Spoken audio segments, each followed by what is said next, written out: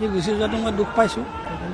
আৰু দ্বিতীয় কথা হ'ল তাক যিয়ে জ্বলে নিনিয়ক অলপ সাৱধানে ৰখাটো মই বিচাৰিছিলোঁ। কিছু কথাত গুৰুত্ব দিব লাগে, কিন্তু কথা হ'ল কি বৰ সৰল সহজ যে সি যিয়ে যি কয় তাকে শুনে। আৰু কথা হ'ল যিসকলে তাক লৈ গৈছিলে তেওঁলোকেতো নজনাকৈ নাছিলে সি এটা অসুখীয়া বুলি। গতিকে তাৰ স্বাস্থ্যটোৰ প্ৰতি সকলোৱে গুৰুত্ব ল'ব লাগিছিলে। আৰু লগত যোৱাখিনি এতিয়া দোষী নভাবিলোঁ কেনেকৈ কবি, যিবিলাক এতিয়া ভিডিঅ' ওলাই আছে হয় নহয়, সেইধৰণে তাক সাগৰত জঁপিয়াবলৈ দিয়াটো বা কিবা কৰিবলৈ দিয়াটো সেইটোতো কোনো উচিত নহয়, যুক্তিগত কথা নহয়। খন্তেকীয়া ফূৰ্তিৰ কাৰণে আমাৰ অসমৰ এনেকুৱা ডাঙৰ সম্পদ এটা আমি হেৰুৱালোঁ।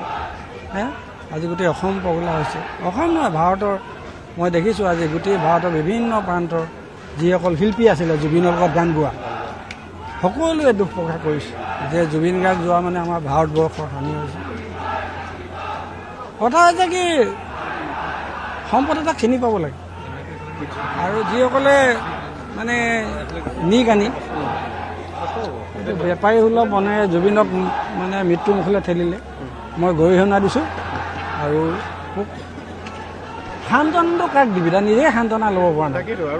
সেইটো প্ৰতিটো ষ্টেজত নিজে কয় মোক খগেন দাই বিহু শিকাইছিলে, মোক খগেন দাই টোকা শিকাইছিলে। গতিকে এইবিলাক আৰু পুৰণা কথা, আমনি কেলে নকৰিব। সি মই যোৱাৰ আগতেও সেইদিনাখন বুঢ়া এই বিহু এটা কৰিব লাগিব এইবাৰ খাং জাংকৈ এই মোক কৈ কানি যায়। সি কোনেও নাজানে, আমাৰ দুটা মৰম চেনেহ বেলেগ।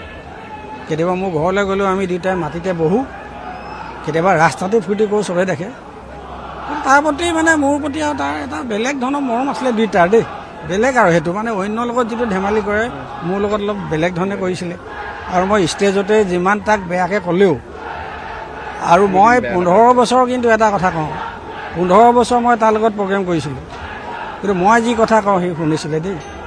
সি ক'লে কথা নুশুনা মানুহ নহয়, শুনে। কিন্তু আমাৰ এছামে কি হৈছে তাক কোনো একো নকয়ে।